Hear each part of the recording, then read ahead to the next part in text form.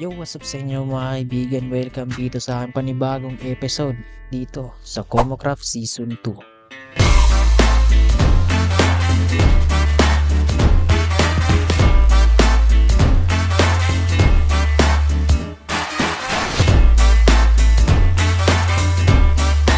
What's up ulit sa inyo mga kaibigan? Ako nga pala si Cell MC at episode 3 na tayo mga kaibigan. At gaya nga ng sinabi ko nung nakaraang episode ko is gagawa ako ng Wild West small town dito sa lugar na to. So ito yung mapa. Siguro kung nagtatanong kayo kung bakit Wild West yung napili ko, kasi yun lang naman yung pinakamadaling i-build.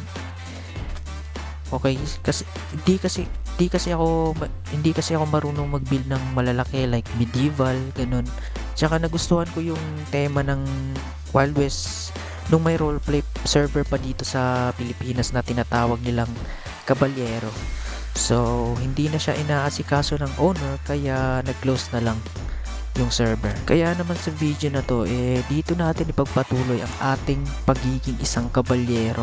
So, madali lang naman yung materyales na kukunin ko, pero wala pa tayong ibang gamit dito. Wala pa tayong mga gagamitin sa paggawa ng mga bahay. Yung inventory ko, wala rin. As in, wala talaga. Okay, so yung kukunin lang naman natin dito ng mga wood is spruce, ito oak. Wait, itatanim natin to mamaya. Yung kukunin lang natin na kahoy kasi spruce na wood, tapos oak and dark oak, and may jungle wood din. So kukunin natin sila dito sa mapa na to, yung dark oak, at dito naman yung spruce at yung jungle wood dito. So kaso paano tayo makapunta dyan kung wala tayong elytra? So may good news ako sa inyo, kasi si Quiz Angelo binibenta niya sa akin yung elytra niya sa nagkakahalaga 10 diamonds. So hintayin mo lang natin siguro siya, kasi ako pa mag-isa dito sa loob. And siguro yung gagawin ko na lang is magsusupply tayo ng paper kay paring Sid, kasi ginawa niya akong supplier kaya yun, magsusupply tayo ng paper sa kanya. So ito yung sugarcane ko. Siguro pag natapos na yung bahay ko dun sa Badlands, dun ko na to ililipat, kasi dun na kasi yung mismong bahay ko. At shopping is daw na ating shopping district dito. So tapos ko lang ito.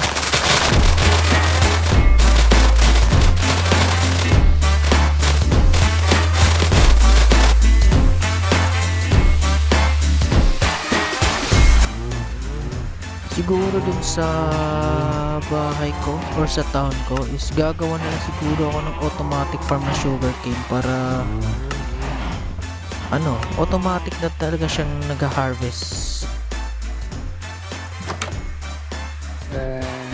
Uy, ano yan? Ay, nandito, may zombie dito, men. May nagbabantay pala dito. Ganda is quarters of brackets. Okay. So, saan natin ilalagay yung So, dito na lang siguro natin ilalagay ito. Ayan. Guys, may supply na tayo ng paper. Ikaw na bahala dyan, guys. Wala pa kasing tao ngayon ako lang mag-isa. And punta muna tayo sa isang shop ko, kasi kukunin natin yung ibang paper dun. Okay, so nandito na tayo sa ating isang shop. Siguro sisirain ko na lang to. Papalitan ko to ng or ililipat ko na lang to. Sisirain ko to, tapos dun ako magtatayo ng shop. Kasi yung ibebenta ko is terracotta. So ito yung ibebenta ko. Siguro alam nyo naman yun. Ayan, yung mga ganito. Kahit anong color na terracotta ibebenta ko. Ito, uy, may bumili. Bumili ako 4 seeds. Yo, hindi mo alam kasi magkano. Okay, seeds, thank you boss. And may chest plate pa pero sira. Is Ang dami na nito. Yo, siguro ilang rockets kaya magawa niyan. Okay, siguro. So, nandito naman tayo sa ating shopping district. At marami namang mga oak dito. Kukunin ko na lang yung mga oak. Kasi yung gagawin natin is kada isang shulker box is pupunuin natin to ng mga wood. So, ito para sa spruce, sa oak, sa birch. Kukuha rin tayo ng birch tree. And also sa dark oak. Okay. Tignan nyo naman yung mga shop nila, ano, ito kay Sid, medieval. Kasi yung tema dito kasi guys is fantasy theme. So ako lang yung naiba, Wild West lang yung sa akin eh. Kasi di kasi ako marunong mag-build ng mga uy, gagi, galit na galit. Sobrang galit niya, umaapoy siya. Kaya nandito na tayo sa mga oak na wood. Ang pangit.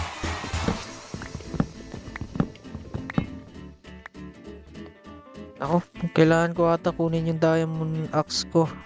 Tapos bibili na rin ako ng ano bang enchantment sa axe. Sharpness siguro, no? Sharpness. Dito ulit tayo sa aking shop. And saan ko nga nilagay yung axe ko? Ito. And ito, silk touch. Iwan lang natin yung iba dito. Ano ba magandang enchantment dito sa axe, guys? Siguro sharpness, no? Protection. Efficiency. Pwede ba efficiency sa ano? Sharpness. Sharpness. Siguro sharpness, no? Sharpness na lang. Efficiency. Hindi na ata. Ay, para sa ano? Mamaya na lang natin gawin yan. Nandito na tayo ulit sa shop. And saan yung axe? Ay, ito. Yun. Sana ano to? What?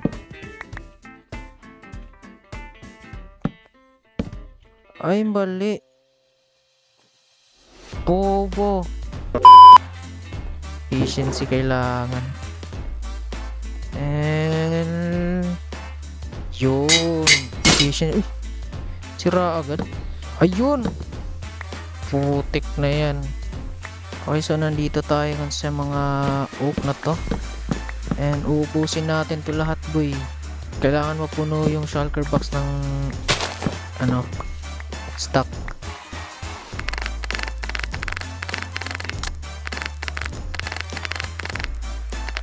So ayun nga guys, at napuno nga natin yung shulker box ng mga stock na oak log pala, hindi pala wood, pero okay lang naman. So ngayon, habang hinihintay pa natin si Angelo na pumasok kasi bibili natin yung elytra niya eh. At hindi rin pwedeng magtayo na ng bahay pag hindi pa tapos yung shop. Kaya yung uunahin natin is shop na lang.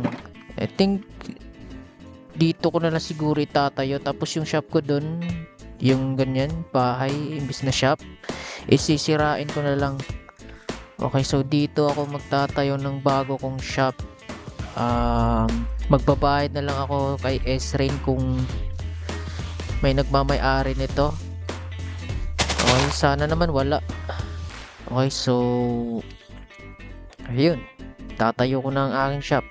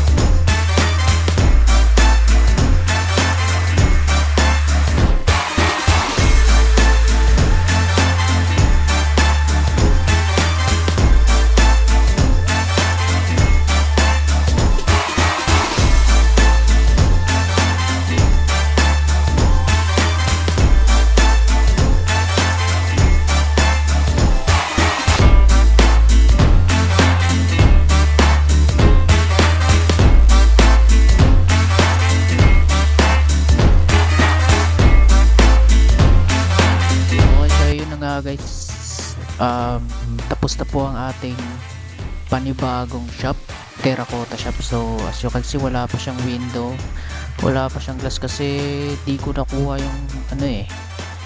So inuuna ko muna yung mga dito sa gilid. And yun lang, ito lang, napaka-simple. Wild West na Wild West talaga yung tema. So syempre lalagyan natin yan ng chest kasi dyan natin lalagay yung mga terracotta natin. Isa, dalawa, tatlo, apat, lima. Kulang pa ng isa. So kada isa chest guys, may naglalaman siya na iba't ibang color ng terracotta. Natin to ng torch kasi ang dilim eh. Dito and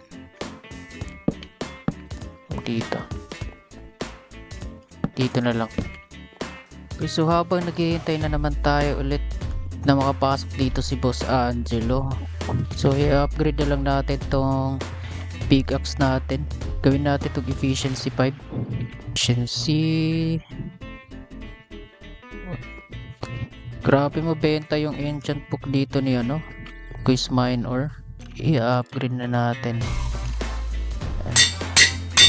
Okay, so ngayon pwede na nating lagyan yun ng benta yung ating shop. So kuha lang tayo ng terracotta boy. So nandito na tayo sa aking mismong bahay, dito sa Badlands. So kanina pa tayo nandito, sana kung may elytra lang ako.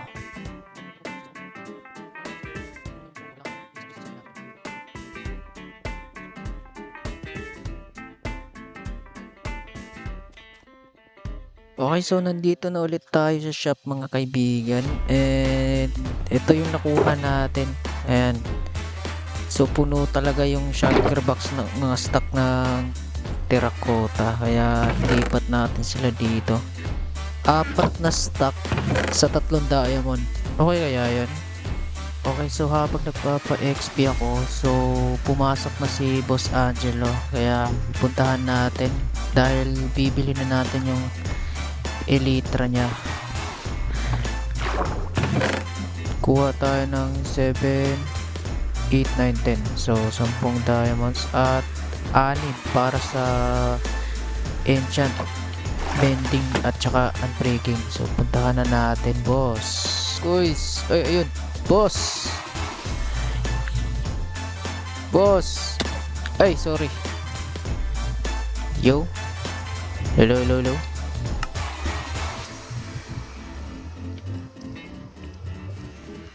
Monetayas bata. Oy, boss. Monetayas boss, dito na. Uy. Yung ano, yung elytra.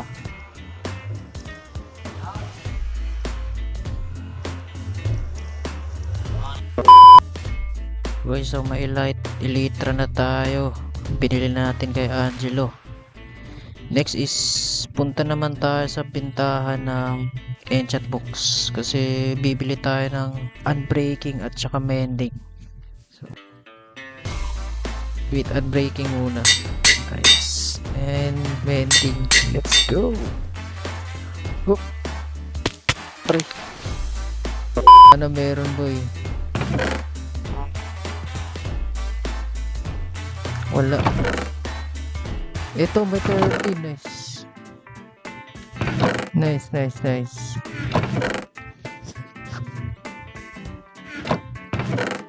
So yun lang. Ito po 17. Yo. Then punta tayo dito kasi may ano ko dito, ito. May farm ng sugarcane.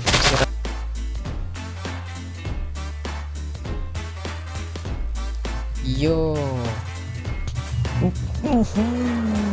Yo, makalipad na tayo boy. And hay. Oop. Ginutik pa ako sa lava. So yun lang muna yung ipapakita kong video sa inyo guys. Pasensya na dahil hindi ko pa matatayo yung small town ko kasi inuuna ko pa itong shop. So tingnan natin dito, wala pa siyang laman, yung iba meron na. At yung kulang na lang dito is ito, yellow, red, orange at saka white. So kailangan pa natin yung punuin. So siguro rin guys, nagtataka kayo kung bakit ganito na yung armor ko. May diamond na, ito na. So may sa armor is nagpapa XP sa mob farm para ma-enchant yung mga armor ko. And itong totem binili ko dun sa shop ni Mine kasi nagbibenta siya ng totem dito. So yun lang yung ipapakita ko sa inyong short video guys. So siguro mga next episode ko pa itutuloy yung small town ko dun sa Badlands. Kaya mag like and subscribe na kayo guys para updated kayo sa mga videos na i-upload ko. So thank you and bye bye.